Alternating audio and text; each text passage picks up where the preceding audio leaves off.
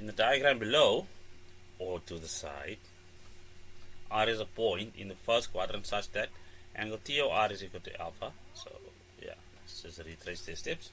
RO is extended to P such that OP is equal to 2 times RO. So this is 2 times RO.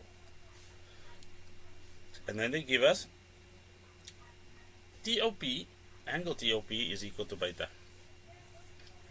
Now, this might not be immediately obvious to everyone. I just filled in a green little bit over there just to emphasize that this bit is equal to 180 degrees because it's a straight line. And this green arrow over here is where alpha sits. So this angle beta is the one way to reference it. It is what was given to us. But that beta we can physically see is equal to 180 degrees plus alpha. Also remember that ROP is a straight line. They say this because they say RO is extended to P. And an extension happens straight in a geometric sense. Okay, now that all that's out of the way, the last bit is sine of alpha was given to us as 3 over 5. So that requires us to do this. Well, opposite is 3, and that's going to be 5. Oh, also, that's going to be alpha as well. Vertically opposite to the original alpha. Well, they want the value of tan of alpha. So before we can do that, we have to realize that OT squared there is going to equal 5 squared minus 3 squared. Why? Well, because that guy is involved again. That means OT squared is equal to 16, which means OT will equal plus or minus 4, and logically then is equal to 4 because it's on the positive side in the first quadrant. Now from there it's easy to determine tan of alpha.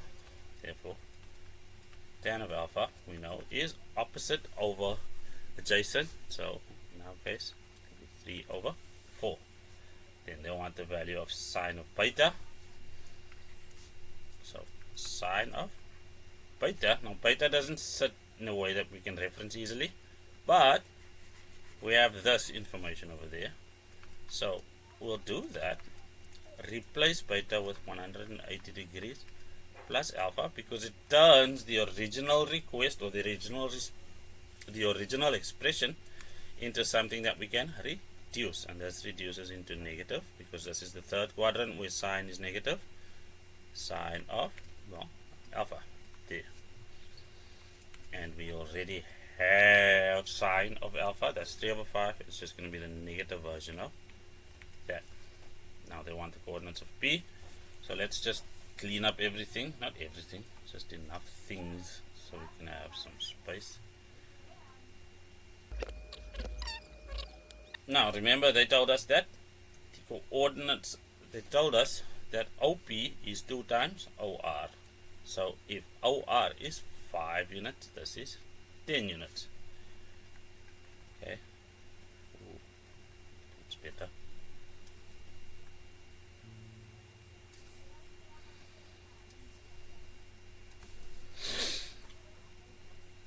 So OP is equal to 2 times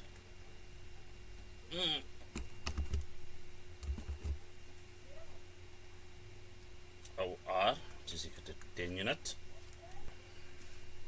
and beta is equal to 180 degrees plus alpha.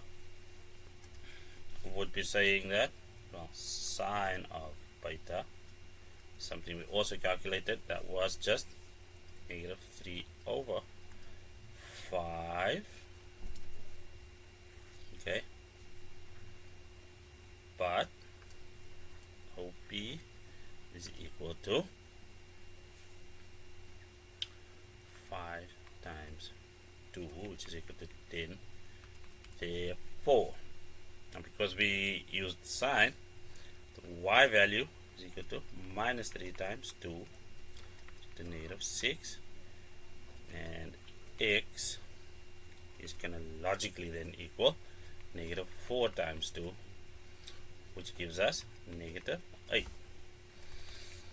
Therefore P will have coordinates negative 8, negative 6. Okay, so there we have that y coordinate. This one is going to be 3 times 2, but because it's underneath the x-axis, it's negative. Similarly then, over there, the horizontal aspect will be 4 times 2, but of course just negative as well.